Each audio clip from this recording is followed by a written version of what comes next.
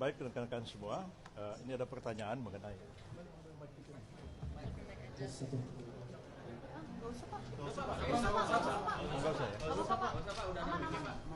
baik begini, ini pertanyaan terkait dengan RUU perampasan aset ya. Seperti kita ketahui bahwa Pak Presiden Prabowo Subianto sudah menegaskan meminta kepada DPR untuk segera membahas rancangan undang-undang ini. Dan seperti kita ketahui RUU ini kan sebenarnya sudah diajukan pada masa pemerintahan Pak Jokowi pada tahun 2023 yang lalu.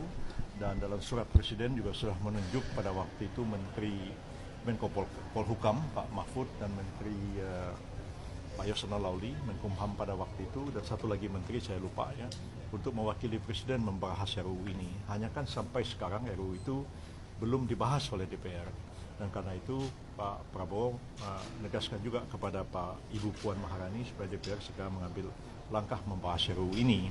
Dalam perkembangan selanjutnya, Menteri Hukum sudah melakukan rapat di DPR dalam rangka perubahan prolegnas, dan ini sudah memasukkan RUU perampasan aset ini dalam prolegnas tahun 2025-2026 yang nanti akan segera dibahas pada tahun ini juga.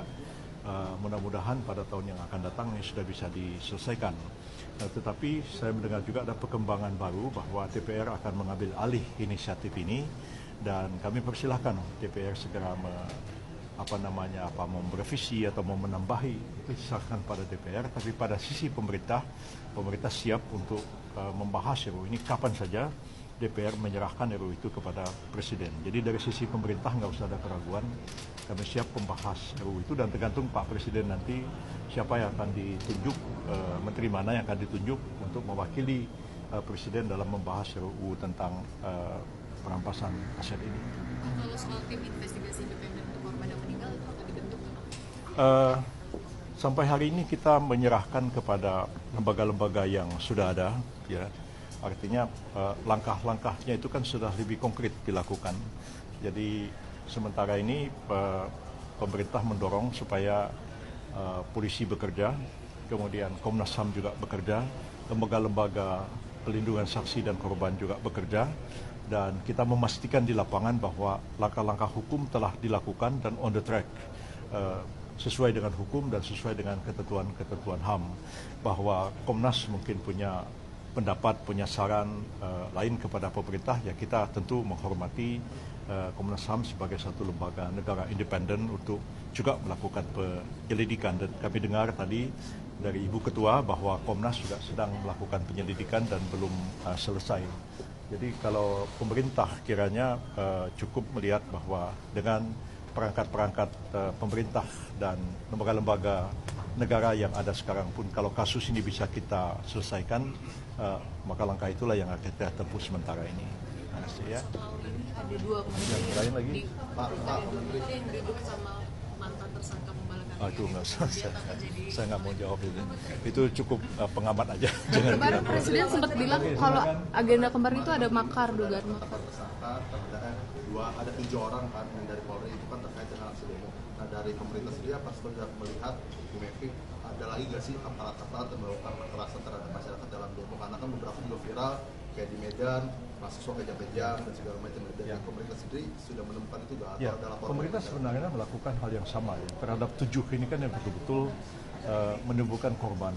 Dan kita tahu almarhum Afan itu meninggal dunia karena kesalahan yang dilakukan oleh aparat kepolisian, dan pemerintah kan sudah mengambil satu langkah mengadili mereka di pengadilan etik, dan seperti tadi saya tegaskan bahwa akan ada langkah lanjutan, yaitu menuntut yang bersangkutan itu ke pengadilan umum sebagai satu tindak pidana biasa, tindak pidana mungkin karena kesengajaan mengakibatkannya meninggalnya orang lain dan sebagainya. Itu tergantung pada penyidikan yang dilakukan di dalam waktu yang tidak terlalu lama. Dan hal seperti ini mungkin juga terjadi di tempat-tempat lain kan, yang kita belum tahu, tapi pemerintah melalui Kapolri nanti juga tentu akan meminta kepada kepolisian yang ada di daerah-daerah, ya kalau ada laporan ataupun juga kejadian-kejadian tertentu di mana aparat kepolisian melakukan satu tindakan yang tidak perlu, ya misalnya melakukan satu tindakan yang sebenarnya tidak diperlukan tindakan seperti itu, tapi diambil langkah seperti itu. Itu tentu juga akan dilakukan tindakan, terutama sendiri untuk melihat dari segi disiplin dan juga dilihat dari segi etik kalau sampai menimbulkan korban. Jadi ini tentu tidak hanya pada 7 orang ini aja, tapi yang lain-lain pun akan dilakukan hal yang sama jika sekiranya itu terjadi di daerah-daerah. Kalau untuk anak-anak yang ditahan itu Pak kan ada kemungkinan bahkan RJ ya. Tadi kan sudah dibilang sudah tersangka. Ya, anak-anak itu sudah melakukan tindak kekerasan pembakaran kalau kita tahu kemarin ada pembakaran segala macam. ya. Saya tidak bisa merinci satu demi satu, tetapi peran anak-anak itu juga memang dilakukan penyelidikan dan penyidikan. Tapi seperti yang sudah saya tegaskan tadi bahwa pemerintah mengedepankan terhadap anak-anak itu akan dilakukan upaya restoratif justice ya, terutama kepada anak-anak ini karena kita lebih mengedepankan aspek pendidikan dan pembinaan kepada mereka daripada aspek menjatuhkan hukuman. Hal yang sama juga kita lakukan terhadap mahasiswa, hanya kepada mereka yang betul-betul mempunyai niat yang jahat atau mempunyai mens rea untuk melakukan satu kejahatan, itu yang betul-betul akan kita tindak lanjuti sampai nanti dilimpahkan perkaranya ke pengadilan. Jadi terbuka kesempatan bagi pemerintah juga untuk melakukan musyawarah dengan keluarga, dengan korban, mengedepankan restoratif justice supaya betul-betul tercipta keadilan di negara kita ini. Ya?